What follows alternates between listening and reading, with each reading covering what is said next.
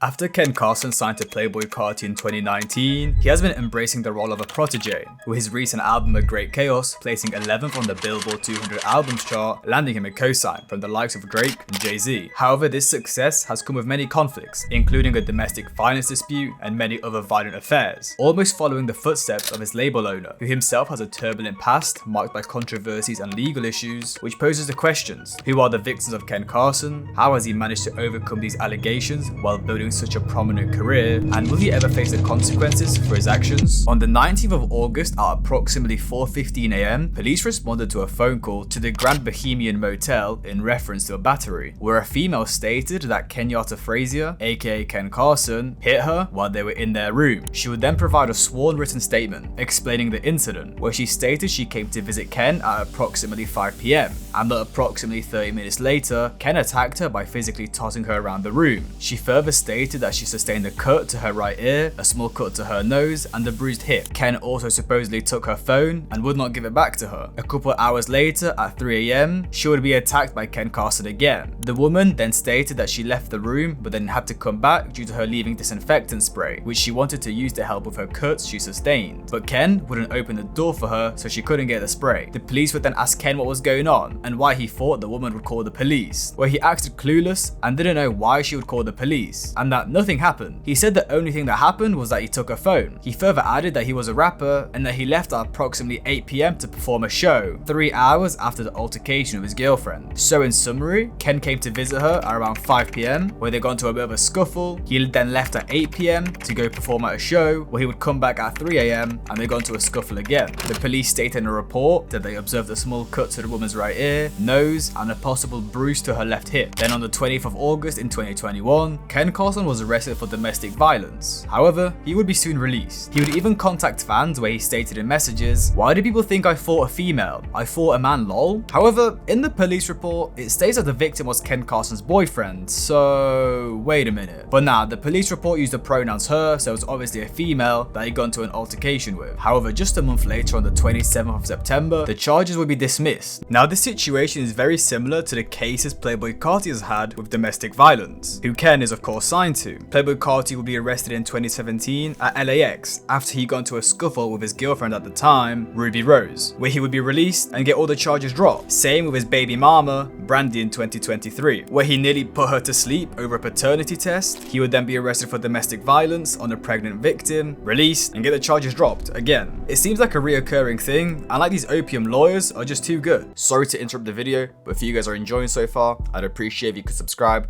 I'm trying to get to 20k ASAP. Also like and comment. Thank you, let's get back into the video. Now, this wouldn't be the only altercation that Ken Carson would get into with the police. Later, in the 20th of November in 2021, Ken Carson would also be arrested on gun charges. He would be charged under the sections 25400A2, which is for carrying a firearm, and 25850A, which is carrying a loaded firearm in a public place, vehicle, or prohibited area. The rest of the documents for this case are classified, but it's nothing serious, just an adult man getting arrested for some random ass gun charges. Another time Ken Carson would get into a pretty physical altercation with the police was after making a surprise appearance at Lil Uzi Vert's Atlanta concert on the 6th of November in 2023 for his Pink Tape tour. There was a video of the incident where it seemed like Ken was trying to leave the stage until him and the police officer started exchanging some words. The video then cuts to them tussling until it gets abruptly cut off by Opium J smacking the phone out of the fan's hand. From another POV, the cop literally had Ken in a chokehold, pinned against the wall. But that's pretty much all we got from that situation, since neither the police, Ken, or anyone made a statement. The final brawl Ken would get into is at a festival in 2023. While Carti was performing on stage, Ken, Lil 88, and Opium Baby would be seen fighting a security guard and flipping him over the barrier. Now this was just another silly little event, which was apparently due to him not being allowed to smoke. But enough of these fights and legal issues, time to get into some beef. So, as we were just on the topic of Ken Carson and his disputes with his ex-girlfriend, well, Ken would actually get into some beef, which was slightly fueled by the fact he he took someone's girl. So back in 2021, Ken and YSL signee Young Ko were pretty cool back in the day, both upcoming rappers at the time, and Ken can even be seen dancing in the back of Ko's Contour music video. Now at this time, Ko would be dating a girl called Mia Owens, and they would be together for a couple years now. And just keep that in mind for later on. In the March of 2022, Young Ko would be seen replying to a fan's message on Discord stating that he's joining Opium, which of course is not true, as he's just recently signed a deal with Young Thug's YSL. But Ken would see this and decided to respond by putting out a tweet saying, "That boy is not Opium," and of course he didn't at KO, but fans could guess who was aimed at. Well, a couple months later in the July of 2022, after these Twitter beefs, Ken would release his second studio album X, which featured the song MDMA. In one line of the song, Ken would say, "Lil boy, you should have signed to Opium, I laugh at that fella, he's slaving." Now at first, fans didn't really know who this was about. The first thought was Sofago. He recently signed to Cactus Jack and hasn't put out any music since, which was thought to be due to his label holding him back. But Ken and Fago were known to be cool, so that rumor was put down quickly. Well, fans then remembered that Ken was recently getting into it with Young Ko on Twitter, and it lines up with the fact that he is signed to YSL, who held his DTFK project back for 2 years, with him now sitting at a very low 300k monthly listeners, which is where the slaving part is coming from, since he's not making any money or popping right now, even though he's signed to Young Thug. And to this day, he still hasn't dropped a project after dropping DTFK in 2022, which was actually incredible, and I definitely didn't expect such a boundary pushing project from a YSL artist, so I'll give him props. Now after Ken sneak dissed him and got all his Opium goons on him, he would then end up taking his girl Mia Owens, which I just thought was pretty funny, and she seems to be hanging out with Autumn now or something, so I don't know, next time she'll be spotted with Net Spend or something. So now that we're on the topic of Ken Carson beefing with rappers, let's go back to 2021, when the underground's hottest domestic abusers, Ken Carson and Can, would be getting into some pretty entertaining beef. It would all begin when Can would tease a snippet of the song High as Shit, which was claimed by fans to sound very similar to Ken Carson's song Butterflies, and it seemed like Ken thought the same. On the 9th of July in 2021, Ken Carson would make an Instagram post promoting his new song on Instagram, where a fan would at Can in the comments, to which Ken responded with, "Don't at no biting as rappers under my shit." Now as we know, clone allegations aren't taken lightly within the underground, so Can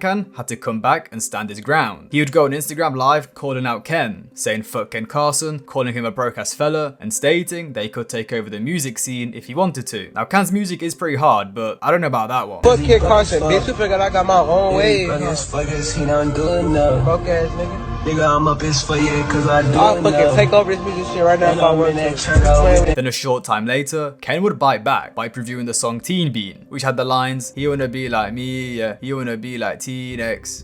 He wanna be like Teen X, he wanna be like Teen Bean. Now you pulling on me and he rolling over you. All the Teen X, hoodie, the Teen X to you. Fuck by this shit, you'll never be me." Which were of course aimed at Can. Leaned out Can would then hop on a very intimate Instagram live to respond to the alleged diss from Ken, where on the live he stated that he doesn't care who disses him, then that he can drop whenever he wants, which is a shot at the fact Ken is signed to a label, meaning he doesn't have as much control over his music and releases compared to Can, who is independent. I don't care who diss me, bro. I can drop whenever I want.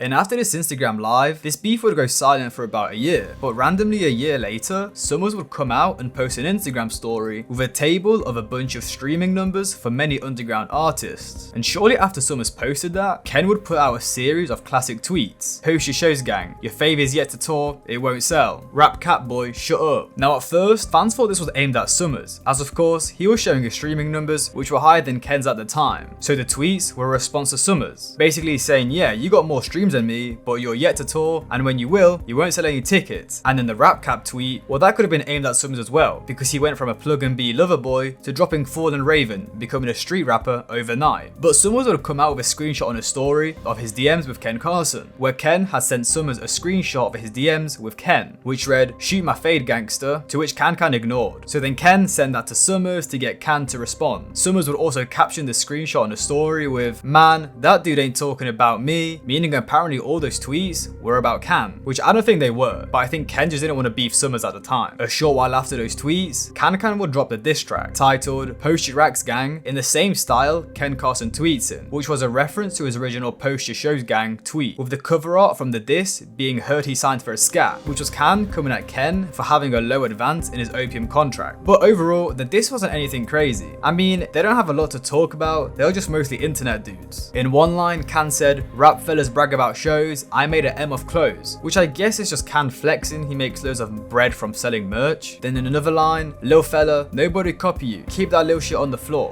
which is in response to that Ken Carson snippet I played earlier where Ken said Can was copying him. A month later, Ken would drop the song Come Outside, which wasn't confirmed to be a diss. However, Can did just drop an entire diss on him a month ago, so at least some of the lines were aimed at him. One of the lines said, he just rap about them drugs, he don't really do nothing, which could be seen as a diss at Can. The majority of his image is just drugs and lean, but honestly, this beef wasn't anything serious. I feel like if Ken wanted to, he could go in hard on someone, especially if he made a diss over a beat like Clutch or Hella. But in the current day, it seems like the two are on good terms. Can was seen liking some of his A Great Chaos posts, and Can even has a kid now, so I doubt he's trying to keep up any internet beef. And as we're on the topic of Ken Carson and Can, this brings us on to Ken's next beef, as they would both be brought up by the streamer and the hip-hop news reporter DJ Academic, who decided to flay them for not having any hits and being underground no-names back in the summer of 2021. You telling me about what's this nigga's name, Ken or whatever the fuck, Barbie and Ken? He don't got a fucking song on the Billboard. The fuck do I care about his music? And to be fair, what he said is not wrong. He's one of the biggest personalities in the industry, and his fans are constantly spamming him to react to random underground rappers who will probably fade away in a couple of years, which is probably just annoying. But academics would eventually give in and react to some of Ken's music. But the review was pretty disappointing, since all he did was just call him a Playboi Carti clone, which isn't true at all. Now of course Ken would see this, to which he responded by putting out a series of tweets, saying, "Academic's a bitch. I don't condone old ass men trying to bring down a young fella come up. Fella think he can critique music like he made a hit before or some shit." Where Ken has a decent point, to be fair. Academics is just a dude who sits in his room all day and streams. What does he know about making hits? Now fast forward a year later, Academics would bring up Ken Carson again, questioning if people are calling him a Carti clone, as if he didn't say it himself. Some people say he's a Carti clone. But throughout the clip, he literally didn't say anything informative about him, just called him Bronny with dreads and a bunch of other yap. Nigga look like Bronny with some dreads, bro. But the two would eventually meet in 2023, where Academics had this to say about him. I said, Uzi, you do know this whole shit, like this whole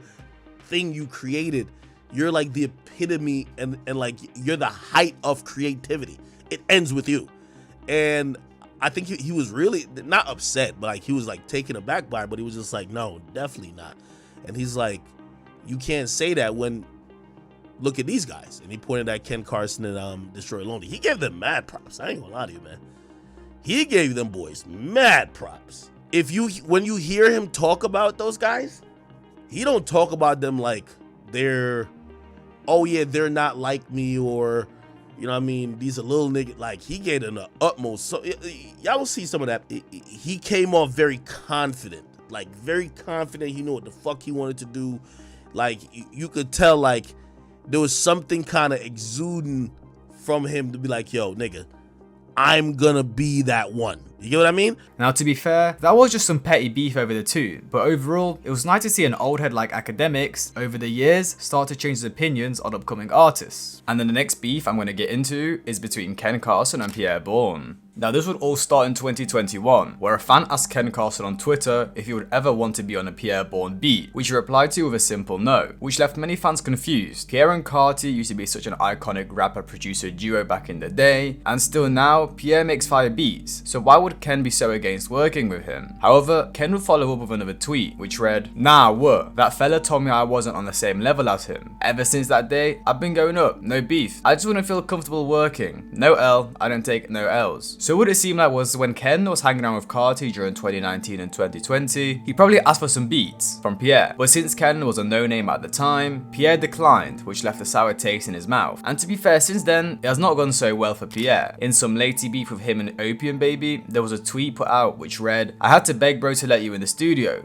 which basically meant he had to beg Carti to let Pierre in the studio, as Carti and his guys didn't really want to be working with him. And as we're on the topic of producers, Ken would actually attempt to blackball upcoming rapper Osamason by telling producers not to send him any beats. So Osamason has been blown up for the past year or so. However, he has been getting many clone allegations due to making similar distorted music to Ken Carson, especially with the song X and Sex and Cutter. It seemed like Ken didn't like the fact an artist was copying copying his swag. So apparently he did some industry blackball type shit, which is when someone from Osama Sun's camp tweeted, "Ken Carson boycotting Osama Sun is crazy, sob emoji, where a fan responded with, "How do you know this?" To which he responded with, "Wildcard Uno, who is a respectable artist in underground, told us." He would then send out another tweet saying, "He telling producers not to send beats." Now from some research I did, my guess is Ken was telling the producers Legion, Rock, and Barfo to stop sending Osama Sun beats, as they all have produced songs on Ken's projects and also Osama Sun's. Now Osama Sun would respond to all of this with an NBA Youngboy song in his story, where he used a section of the lyrics, "I grew up bumping him, couldn't dream of him hating on me," which was posted just a couple hours after those tweets from Holla came out, so it was definitely in response to the situation. And Ken would also see all of this, where he put out a couple of cryptic tweets saying, "Clout more valuable than money to you? Find better shit to post. I don't know then fellas, stop chasing narratives," claiming that he doesn't even know Osama Sun and his guys, and this is all fake. He would then say, "The internet not real, stop believing." Again, claiming all of this is fake. So Ken denied all the allegations of him blackballing Osama Sun, which I think he's just denying, as it would be kind of lame from him to try put down an upcoming artist, and especially as it looks like Ken was intimidated by Osama Sun's aura and was worried that he might overtake him one day, which is why he was trying to blackball him. Now of course, all this did give Osama Sun a slight bad rep, however it also gave him loads of attention, so Osama Sun kind of won at the end of the day. And that wraps it up for this video guys. I know none of these beefs here are anything too serious, but it's just a video I wanted to make. Hope you guys enjoyed, and I'll see you guys in the next one.